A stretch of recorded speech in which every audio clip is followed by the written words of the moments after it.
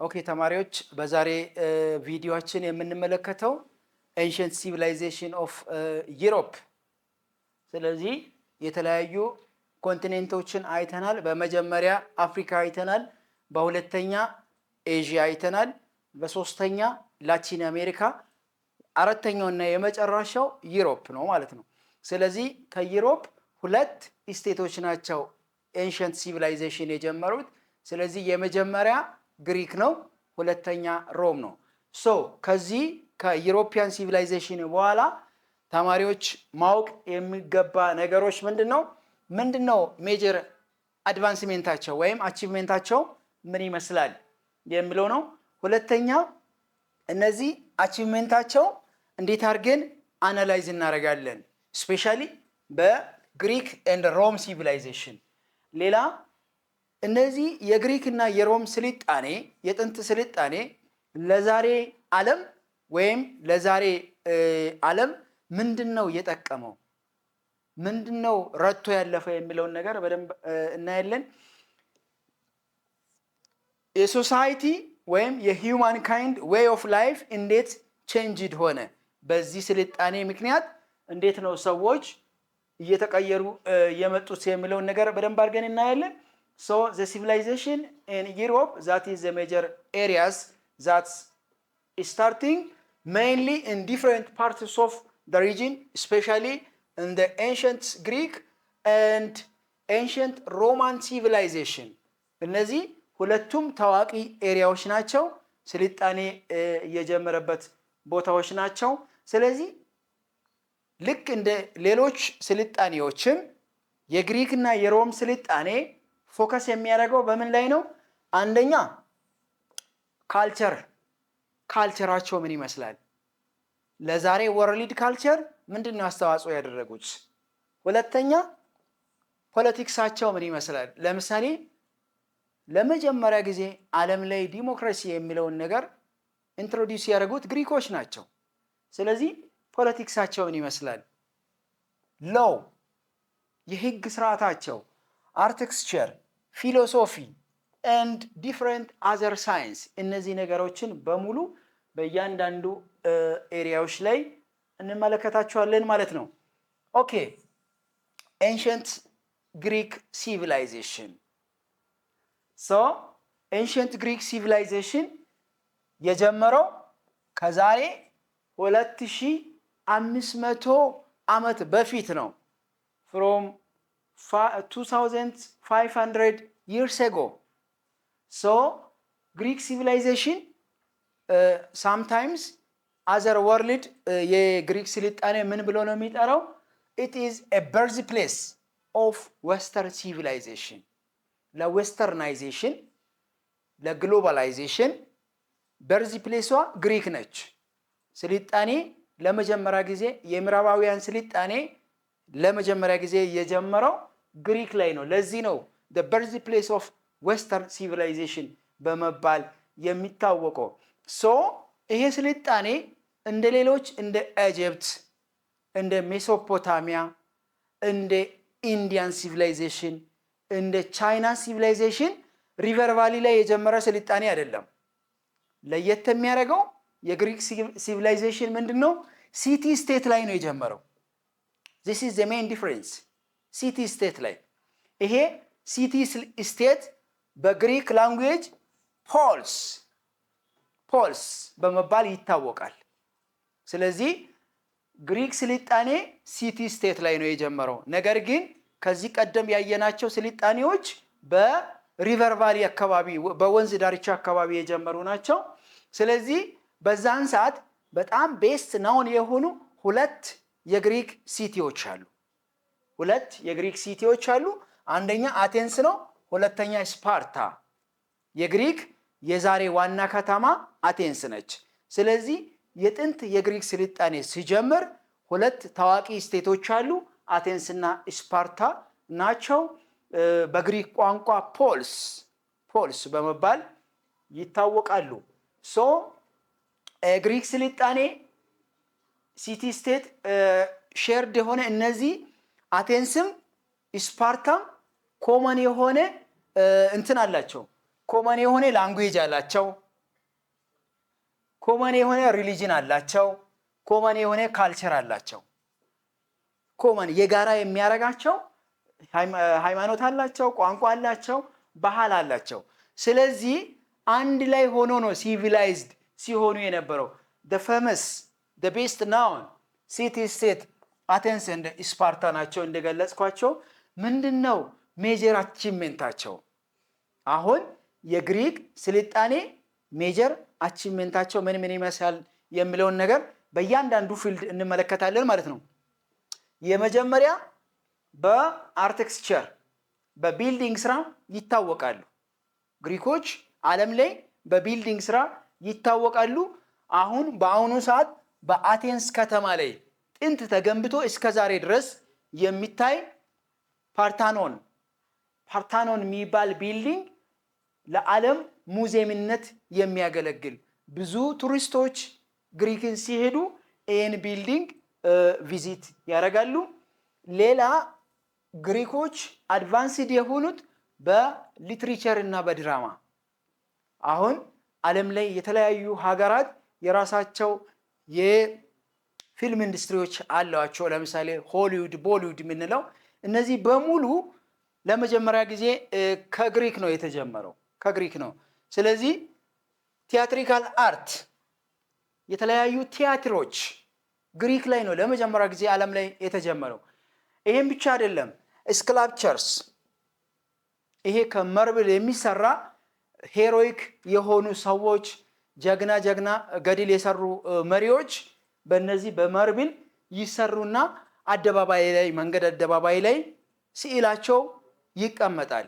ይሄን ብቻ አይደለም፣ በወርቅ በሲልቨር በተለያዩ ነገር ስዕሎችን ስክላፕቸሮችን በመስራት የሚያመልኩትን የአምልኮ መሪያቸውን በዛ ፑት ያደርጋሉ ማለት ነው።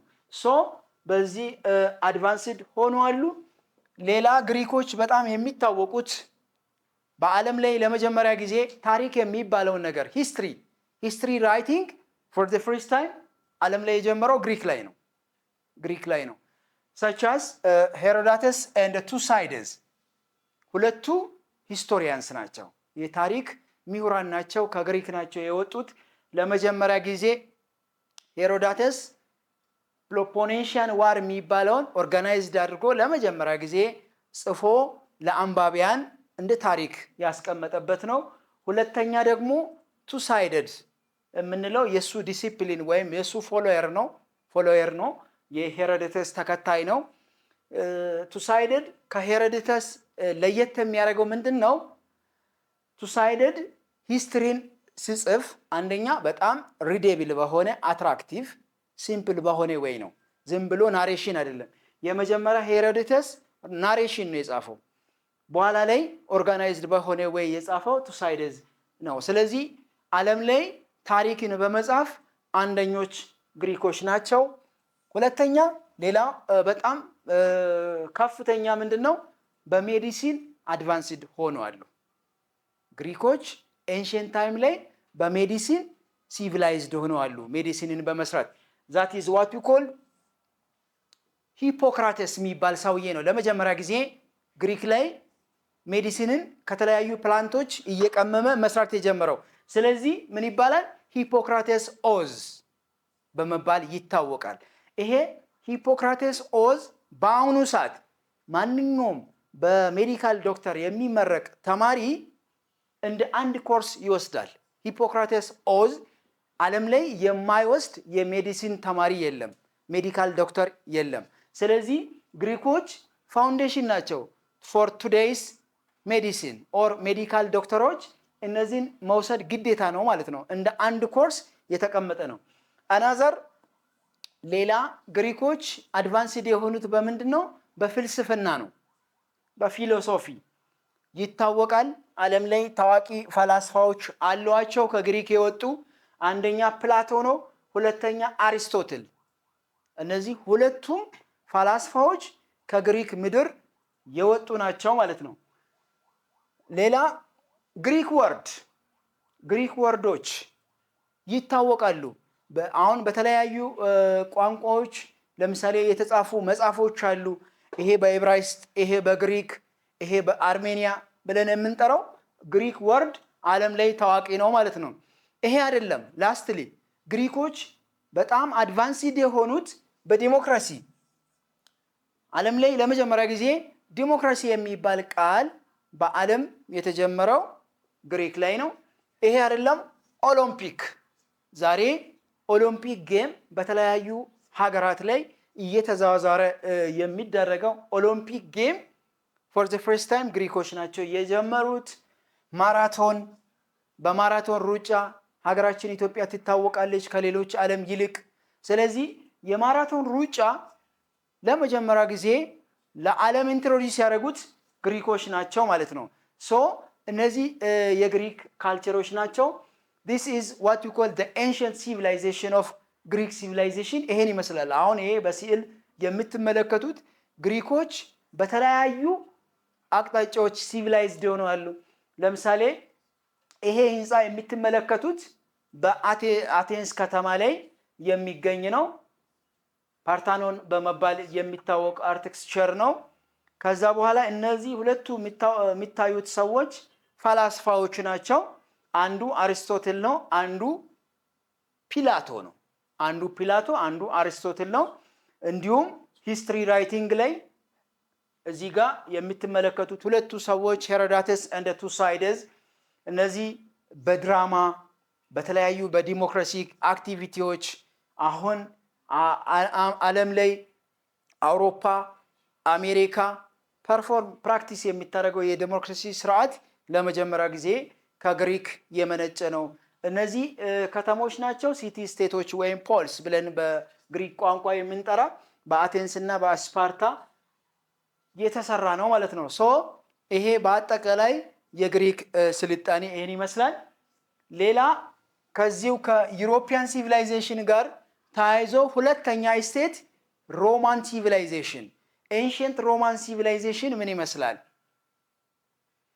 ስለዚህ ኤንሺየንት ሮማን ሲቪላይዜሽን ወይም የሮም ስልጣኔ ለመጀመሪያ ጊዜ የጀመረው በ753 ቢሲ ላይ ነው። ቢሲ ላይ ነው። በዛሬ the present day of Italy በዛሬ ጣሊያን ሀገር ብለን አሁን እንደ አንድ ሀገር ነች፣ ግን ሮም ላይ ነው የጀመረው። ስለዚህ ሮም the word ሮም ቃሏ በሁለት ወንድማማቾች የተመሰረተ ቃል ነው። ሪማስ ኤንድ ሮሙለስ የሚባሉ ሁለት ወንድማማቾች ናቸው ሮም የሚባለውን ከተማ የመሰረቱት። ሮም የሚባለው ከተማ በሁለት ወንድማማቾች የተመሰረተ ከተማ ነው። በቲምበር ሪቨር ቫሊ አካባቢ ላይ ነው። በቲምበር ሪቨር ቫሊ አካባቢ ሮም የሚባለውን ስያሜ ሰጥተው 753 ቢሲ ላይ ዛሬ ኢታሊ ብለን የምንጠራው ሀገር በሁለት ወንድማማቾች በሪማስ ኤንድ ሮሙለስ በሚባሉ የተመሰረተ ነው። ስለዚህ ምንድነው ሜጀር ኮንትሪቢዩሽናቸው?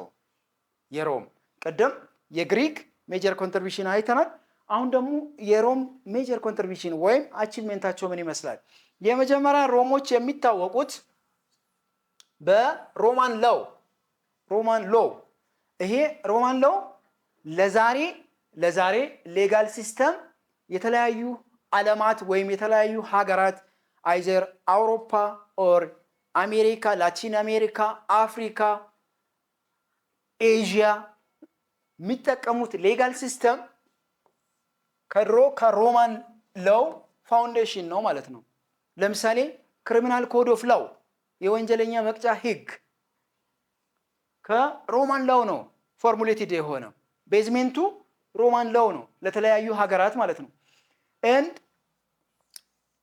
ኢንጂነሪንግ ሮሞች የሚታወቁት አንደኛ በሎው ስርዓታቸው ነው። ሁለተኛ በኢንጂነሪንግ ዛት ኢዝ አርክቴክቸር። ለምሳሌ መንገዶችን የጣሊያን መንገድ የጣሊያን ድልድይ ተብሎ በሀገራችንም ይታወቃል። ስለዚህ መንገዶችን በመገንባት ድልድዮችን በመገንባት የተለያዩ እንትኖችን በመገንባት ይታወቃሉ። ሶ ሮሞች በኢንጂነሪንግ በጣም የሚታወቁ ናቸው። በአርክቴክቸር ፓብሊክ ባዝ፣ አምፊቲያትርስ ለምሳሌ በአሁኑ ሰዓት በጣሊያን ላይ ትልቅ የሆነ ግንብ አለ የተገነባ። ይህ ምን ይባላል? ስሙ ኮሊዚየም በመባል ይታወቃል። የተለያዩ ቲያትሮች የሚደረጉበት እንደ ሙዚየም ያገለግላል። ቪዚተሮች፣ ቱሪስቶች ወደ ጣሊያን ሲሄዱ በአቴንስ ከተማ ላይ ኮሊዚየም በጣም አትራክቲቭ በሆነ ወይ ጎብኚዎችን አትራክት በሚያደርግ ወይ ተገንብቶ ተቀምጧል። ይሄ ዛሬ በሞደርን ጊዜ ላይ የተገነባ ሳይሆን ጥንት የተገነባ ነው ኮሊዚየም። አምፊ ቲያትሮች የሚደረጉበት ነው። ሌላኛው ምንድነው? በገቨርንመንት ስርዓታቸው ኪንጋቸው ነው ሩል የሚያደርገው። ሮማን ኢምፓየር በመባል ይታወቃል። ዓለም ላይ the largest and the longest empire, that is what we call the Roman Empire, የሮም ግዛት በመባል የሚታወቅ እስከ ሚድል ኢስት ድረስ እስከ ኖርዝ አፍሪካ ድረስ ኮሎናይዝ አድርጓሉ ወይም ኮንትሮል አድርጓሉ። ስለዚህ ገቨርንመንት ሲስተማቸው ይሄን ይመስላል። በኪንግ ነው የሚመራው። ስለዚህ ለመጀመሪያ ጊዜ ሮም ሲመሰረት የመጀመሪያ ሮም ሪፐብሊክ በመባል ይታወቃል። ሮማን ሪፐብሊክ። ስለዚህ ይሄ ሮማን ሪፐብሊክ የተመሰረተው 509 ቢሲ ላይ ነው፣ ግን ያበቃው 27 ኤዲ ላይ ነው። 27 ኤዲ ላይ አብቅቷል። 509 ቢሲ ላይ ተጀምሮ ሮማን ሪፐብሊክ መጨረሻ ላይ በዚህ ያበቀበት ሁኔታ አለ። ከዛ በኋላ ነው ሮማን ኢምፓየር የሚባለው የመጣው። መጀመሪያ ሮም ሪፐብሊክ ነው። ሮም ስልጣኔዋን ሲጀምር ሮም ሪፐብሊክ ነው የነበረው። ሌተር ኦን ኢትስ ቼንጅድ ኢንቱ ሮማን ኢምፓየር፣ የሮም ግዛት በሚለው ተቀይሯል። ይሄ ሮማን ኢምፓየር እስከ 476 ኤዲ ድረስ ወይም በሌላ አነጋገር እስከ 5th ሴንቸሪ ድረስ ፐርፎርም አድርጓል፣ ፕራክቲስ አድርጓሉ። ካልቸራቸው ምን ይመስላል? ከሜጀር አቺቭመንታቸው ጋር ተያይዘው የሮም ካልቸራቸው ምን ይመስላል? ለምሳሌ ዓለም ሁሉ በአሁኑ ሰዓት ላቲን ላንጉዌጅ ዴቨሎፕ ያደረገው ከሮማን ኢምፓየር ነው። እነዚህ ሮሞች ምንድነው የላቲን ቋንቋ ለዓለም ሁሉ እንዲሰራጭ አድርጓሉ። the latins that's based on the languages of Europe and Latin America. literature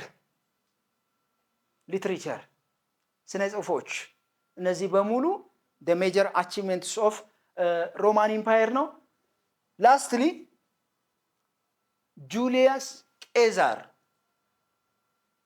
ጁሊየስ ቄዛር ማን ነው? የሮም ገዢ ነው። በሱ ስም አንድ ካሌንደር ተሰይሟል። ጁሊያን ካሌንደር ይባላል። ይሄ ጁሊያን ካሌንደር በጁሊየስ ቄዛር ስም የተሰየመ ወይም የተሰራ ካሌንደር ነው። ስለዚህ ይሄ ጁሊያን ካሌንደር ለዛሬ ግሪጎሪያን ካሌንደር ቤዝመንት ነው ማለት ነው። it was the basement for GC ብለን የምንጠራው ወይም ግሪጎሪያን ካሌንደር እንደ ጎርጎሮሳውያን አቆጣጠር ብለን የምንጠራው ከጁሊየስ ቄዛር ወይም ከጁሊያን ካሌንደር ቤዝመንት የተወሰደ ነው። ስለዚህ ሮሞች ካሌንደርን ፎርም በማድረግ ራሱ ኮንትሪቢዩሽን አድርጓሉ። ስለዚህ ይሄ የሮማን ኢምፓየር ፒክቸር ነው። በሮማን ኢምፓየር ጊዜ የነበረው ሲቪላይዜሽን ይሄን ይመስላል። ይሄኛው ከፍ ብሎ የሚታየው ይሄኛው ህንፃ ምንድነው? ኮሊዚየም ነው። አምፊ ቲያትር ኮሊዚየም ነው። በአቴንስ ከተማ በአሁኑ ሰዓት የሚገኝ ነው። እነዚህ ብሪጆች ናቸው። ሮማን ለው እንዴት ሰዎችን ጀጅ ማድረግ እንደሚቻል መዳኛት፣ እነዚህ አሁን የተጻፉ ጽሁፎችን ላቲን ወርዶችን በመያዝ ሰዎችን ዳኞች ጀጅ ያደርጋሉ። this is what we call the foundation for today's legal system of the world.